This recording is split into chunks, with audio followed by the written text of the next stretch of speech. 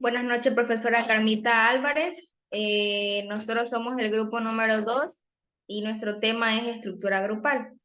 A continuación le voy a nombrar las integrantes de nuestro grupo, que son Anchundia Jimena Lisbeth, Bravo Chávez Luisa Vanessa, Espinales Palma Anaí, Fernández Ivana, Macías Torre Maoli, Mero Martínez Abraham, Tigua Bailón Génesis, y Vera Carvache Samantha, y quien les habla, Chávez Taceme Michelle.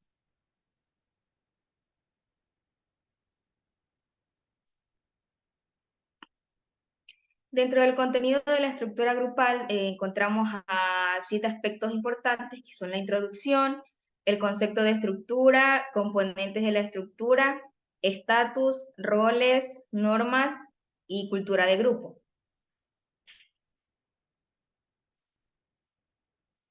Dentro de la introducción, este nos habla acerca de que en todo ámbito de la vida, si consideramos instituciones, familia e incluso edificaciones, casas, puentes, y cada uno de estos elementos posee una estructura que les permite sostenerse y ser sólida.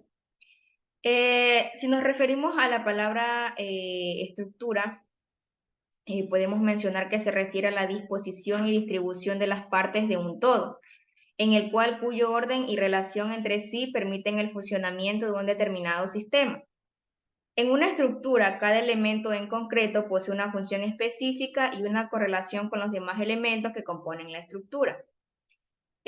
Tratando sobre la estructura grupal, podemos decir que posee sus elementos como tal.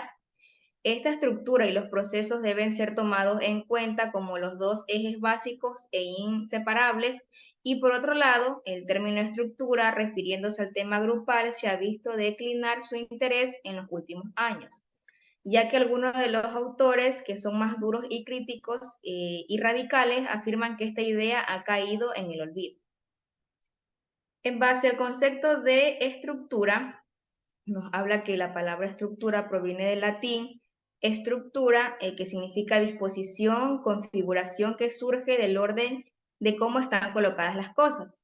Se refiere en su aplicación a la psicología de los grupos y a la coordinación y distribución de los elementos que componen el grupo, así como su consistencia, estabilidad y al patrón de relación que existe entre ellos. En este caso, se menciona que diferentes psicólogos sociales han hablado de la estructura del grupo como un modelo o patrón de relaciones interpersonales. A continuación, hablaré sobre 2 puntos de vista que son psicólogos grupales. En este caso, el primer autor es Lewin, que en 1978 concibe la estructura del grupo como un campo dinámico, en este caso como un sistema en equilibrio casi estacionario, en este caso un estado de equilibrio entre fuerzas equivalentes entre intensidad y opuestas en dirección. En las palabras de Ancieu y Martin en 1971, una vez que el cambio ha ido más allá del margen de vecindad, tiene a continuarse por sí mismo hacia un nuevo equilibrio y convertirse en irreversible. Para Dumping, en 1972, nos hace referencia a que la estructura debe concebirse como la totalidad de las regularidades pautadas de un sistema que permanece relativamente fijas en el tiempo. O según Fortit, que nos habla que la pauta subyacente de relaciones estables. Collin y Raven en 1969 nos hablan acerca de la estructura social, que esta puede ser definida como la relación entre los elementos de una unidad social. Estos elementos pueden ser individuos o posiciones en las que los individuos han sido designados. Los autores Carrin y Sander en 1971 hacen mención a que un grupo está estructurado cuando adquiere cierta estabilidad en el arreglo de relaciones entre los miembros. También nos habla acerca de que la estructura del grupo se puede definir en base a 3 características fundamentales. La primera característica fundamental es que el orden y distribución de los elementos, que son en este caso sujetos, tareas, roles, etcétera, que lo componen. Otra de las características es la consistencia y estabilidad en la disposición de los elementos o piezas. Y la última característica que nos dice que está producida por unos patrones o modelos de relación entre ellos. También existen las características distintivas de la estructura, que señalan tres aspectos importantes. El primer aspecto es que todos los grupos la poseen por rudimentaria que sea. Una vez consolidada, no cambia con facilidad e incrementa la fluidez de la interacción y en consecuencia la comunicación y eficacia de los grupos. Es decir, el realizar acciones que llevan a la consecución de las metas, todo es posible en la medida que la conducta de los otros es predecible y en la medida de que el patrón de interacción grupal al que llamamos estructura existe y posee estabilidad. La función de la estructura de un grupo se basa en estabilizar sus relaciones y sus metas comunes. Las interrelaciones entre los miembros del grupo y las directrices de su comportamiento que le hacen funcionar de manera ordenada y predecible. ARE dice que los miembros desarrollan expectativas recíprocas en base tanto a la red informal de elecciones mutuas como a los roles formales. Entre los componentes de la estructura, podemos decir que para Sheriff, el grupo se produce a través de la interacción repetida y permanente a lo largo del tiempo. Esta interacción se regula, crea roles y normas con las que se regirá el grupo. Es decir, la interacción en relaciones con unas metas y objetivos comunes en la que el término original de estructura, de estatus, roles y normas de un grupo le concede una cierta estabilidad y permanencia a lo largo de la existencia del grupo. Sheriff y Sheriff indican que en el fondo de la estructura grupal se encuentran unas redes o modelos de interacción, que en este caso son la estabilidad y permanencias de pautas de interacción. El desarrollo de esta estructura grupal y los cambios que en ella se vayan sucediendo dependen del alto o bajo consenso que los miembros del grupo tengan al respecto a la jerarquía del estatus dentro del grupo. Estos mismos elementos son considerados por Sicurel en 1983, pero en un sentido inverso. Las normas y roles son procedimientos de interpretación de la realidad social comunes a los miembros de un grupo que posibilitan la coparticipación en un mundo de significados comunes y en definitiva la interacción a partir de la cual surge en este caso la estructura grupal. Los autores Carwin y Sander señalan tres tipos de factores en el origen de la estructura de los grupos. El primer factor hace referencia a aquella modalidad de estructura que requiere un grupo abocado esencialmente a la productividad y a la ejecución, una estructura basada en la división de tareas y responsabilidades y en la jerarquización de poderes e influencias. En este caso, el segundo factor hace referencia a las características individuales bajo la presunción de que las personas tienden por capacidad, temperamento u otras peculiaridades personales a referir ciertas tareas, posiciones, responsabilidades, protagonismos, etc. Y el tercer factor nos habla sobre el ambiente físico, que este conlleva números de sujetos que componen un grupo, disposición espacial de los sujetos y cantidad de espacio disponible, entre otros. El estatus. En este caso, el autor Ralph Linton en 1972 definía el estatus como un conjunto de pautas recíprocas de conducta, como una posición dentro de una pauta concreta, como un conjunto de derechos y deberes cuya puesta en práctica constituyen la función de que cada individuo debe cumplir en la sociedad.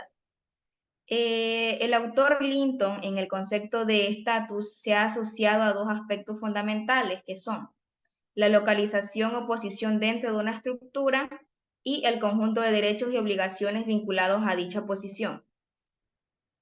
El estatus es esencialmente el rango o la posición de un individuo en la jerarquía de prestigio de un grupo o comunidad. Hablar de estatus en este caso es suma. Hablar de ordenamiento jerárquico, asumir que en funcionamientos de otras dimensiones o ciertas dimensiones hay individuos que ocupan posiciones más altas que otras. El sistema de estatus es el término que empleamos para referirnos a la jerarquía de posiciones en un grupo. También nos encontramos con el autor Parson, que nos indica que el estatus, como el rol, no es un atributo del actor, sino del sistema social. Otro aspecto importante para considerar en el estatus desde la teoría de la identidad social es la estabilidad o inestabilidad del mismo. Ridgeway también puso de relieve que aquellas personas que obtienen un bajo estatus inicial tienen grandes dificultades para demostrar más su valor a los miembros del grupo. A continuación le hablaré sobre los roles. Por rol hay que entender la conducta asociada con una posición particular en un sistema social. En este se espera que el ocupante de una posición lleve a cabo determinados roles, papeles o funciones en el grupo. Lam entendía que por rol se da una conducta asociada con una posición particular en un sistema social. También es, en este caso el rol, un conjunto de conductas esperadas que se vinculan en una determinada posición en este caso un grupo, que constituya un rol social o simplemente el rol del ocupante de dicha posición. Por rol, nos referimos al conjunto de expectativas que comparten los miembros del grupo en torno a la conducta de una persona que ocupa una posición dada en el mismo. En la práctica, sin embargo, el concepto de rol alude a cualquier conjunto de conductas que la persona exhibe de manera o de modo característico dentro de un grupo. Estos roles aparecen reflejados en dos dimensiones. La primera dimensión se hace llamar dimensión situacional, que este rol es considerado como un conjunto de expectativas vinculadas a una determinada posición. Estas expectativas son independientes de la persona que desempeña el rol. Cuando un sujeto es caracterizado en un rol, se tiende a atribuirle todas las características de dicho rol, independientemente de las situaciones y atribuciones reales de éste. El individuo en sus papeles sociales posee las siguientes características. La primera, son algo dado a su aportador. 2. Este algo dado son pautas de comportamiento en conexión con otros comportamientos para formar un todo. 3. Estos comportamientos tienen que ser aprendidos a fin de ser representados. 4. Ningún papel es exhaustivo ni exclusivo. La persona puede aprender y representar una multitud de ellos. 5. Su contenido lo define y lo delimita la sociedad, más no la persona. Y por último, el 6, que es la no realización de tales comportamientos que conlleva un conjunto de sanciones provenientes dentro de la sociedad en cuanto a los grupos de referencia concretos. La otra dimensión es la dimensión personal, que en esta se subrayan las características personales dentro del desempeño del rol, en el cual Lemoine considera que los miembros del grupo tienden a repetir siempre los mismos roles, claves que han sido aprendidos en las primeras etapas de la vida en el seno de la familia. El desempeño de los distintos roles en el grupo estarán en función de las expectativas de los miembros, objetivos y necesidades grupales, y de las características personales, que en este caso vienen siendo las actitudes y los valores, entre otros. Diferencia de roles. Los roles relacionados directamente con la tarea y dirigidos explícitamente a la consecución de metas colectivos, su propósito es facilitar y coordinar los esfuerzos del grupo en relación a la tarea que se va a realizar, selección y definición de un problema común y con la solución de este dicho problema. Los roles de constitución y mantenimiento del grupo, roles socioemocionales, tienen como finalidad la estructuración de actitudes y orientaciones centradas en el grupo o el mantenimiento y perpetuación de este tipo de conducta.